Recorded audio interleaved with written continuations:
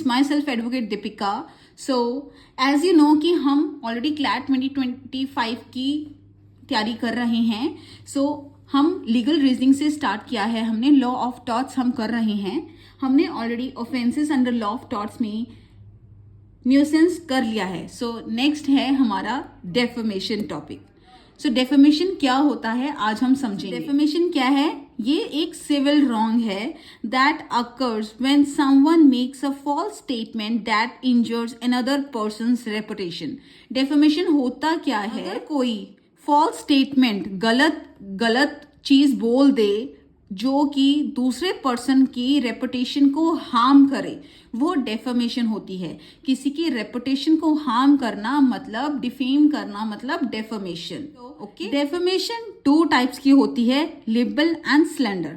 अब इसका मतलब क्या होता है? लिबल मतलब रिटन कुछ भी लिखा हो, किसी की रेपुटेशन के खिलाफ कुछ लिखा हो। स्लैंडर मतलब कुछ ओरली हमने बोला हो। सो लेबल मतलब सच एज रिटन और प्रिंटेड वर्ड्स और इमेजेस, ये सब डेफेमेशन का पार्ट होगा। ओके, एंड स्लैंडर मतलब सच एज स्पोकन वर्ड्स और गेस्चर्स। स्पोकन मतलब अगर हम कुछ बोल के किसी की रेपुटेशन को हार्म कर रहे हैं, थर्ड पार्टी है, थर्ड पार्टी के सामने हम किसी की रेपुटेशन को हार्म कर रहे हैं, तो वो डेफेमेशन में आएगा। ओके, एक एग्जाम्पल है जिसे आप इजीली समझ पाओगे।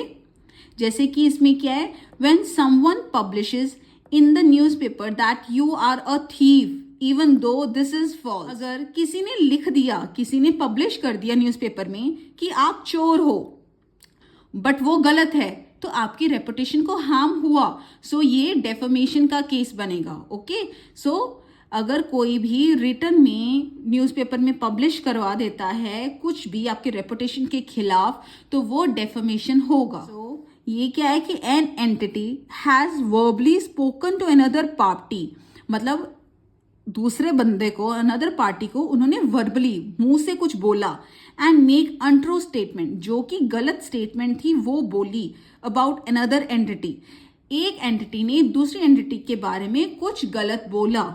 There needs to be a third party होनी चाहिए जिसके सामने हम गलत बोल रहे हैं, involve in order for a statement to be slanderous, मतलब कि थर्ड पार्टी इन्वॉल्व होना चाहिए जिसको हम गलत बोल रहे हैं। तो ये क्या हुआ? ओरल डेफेमेशन, कि हम किसी की रेपुटेशन को हार्म कर रहे हैं किसी के थर्ड पार्टी के सामने। ओके, सो अब एसेंशियल्स क्या है डेफेमेशन की? एसेंशियल्स क्या है? Defamatory statement, publication, reference to the plaintiff. So इसका मतलब क्या है? डेफेमेटरी स्टेटमेंट मतलब स्टेटमेंट कुछ गलत होनी चाहिए, अनट्रू स्टेटमेंट होनी चाहिए।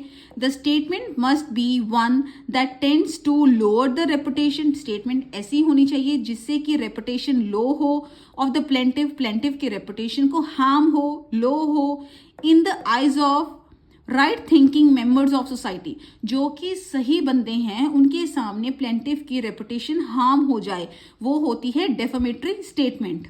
वो लेबल भी हो सकती है, स्लैंडर भी, मतलब ओरल भी हो सकती है, रिटन। नेक्स्ट है publication. The statement must be communicated to the third party, मतलब कि थर्ड पार्टी इन्वॉल्वमेंट जरूरी है। यहाँ हम थर्ड पार्टी को कुछ कह रहे हैं। ओके, नेक्स्ट है रेफरेंस टू द प्लेंटिफ, मतलब कि प्लेंटिफ के रेफर में होनी चाहिए statement. The statement must refer to the plaintiff either directly और इनडायरेक्टली। प्लेंटिफ के खिलाफ होनी चाहिए, प्लेंटिफ के रेपुटेशन को हार्म होना चाहिए, चाहे वो डायरेक्टली हो चाहे इनडायरेक्टली हो।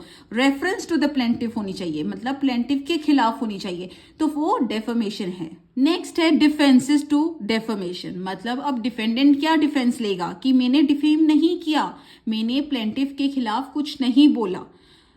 क्या डिफेंसेस हो सकते हैं? Truth, fair comment and privilege. इसका मतलब क्या है? फर्स्ट है truth. A statement is not defamatory if it is true. अगर वो सच बोल रहा है, अगर किसी चोर को वो चोर बुला रहा है, वो सच है, तो वो डिफेंस ले सकता है, बट डिफेंडेंट को प्रूव करना पड़ेगा कि वो चोर है। ओके, नेक्स्ट है फेयर कमेंट, मतलब उसने जो कमेंट दिया है वो बिल्कुल सही है, फेयर है। Comments on matters of public interest made honesty and without मलाई एंड प्रोटेक्टेड, मतलब जो उसने कमेंट दिया है वो बिल्कुल फेयर है, तो डिफेंडेंट यहाँ डिफेंस ले सकता है। नेक्स्ट है privilege, certain statements made in certain context, मतलब क्या है कि court proceedings are privileged and not actionable. मतलब किसी बंदे ने, डिफेंडेंट ने कोर्ट की प्रोसीडिंग्स में कुछ कहा है, कोई सर्टेन वर्ड्स यूज किए हैं, तो वो जो कोर्ट है उसे प्रिविलेज दे रही है, वो एक्शनेबल नहीं है। डिफेंडेंट या डिफेंस ले सकता है। सो डिफेंडेंट डिफेंस कहाँ कहाँ ले सकता है?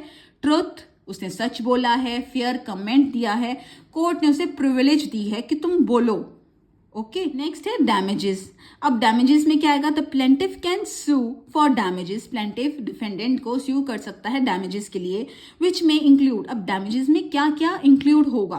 Compensation for financial loss, compensation ले सकता है फाइनेंशियल लॉस के लिए, इमोशनल डिस्ट्रेस के लिए एंड रेपुटेशनल हार्म के लिए। यहाँ पे वो कंपनसेशन ले सकता है डिफेंडेंट से, प्लेंटिफ। ओके, नेक्स्ट है पनिशमेंट।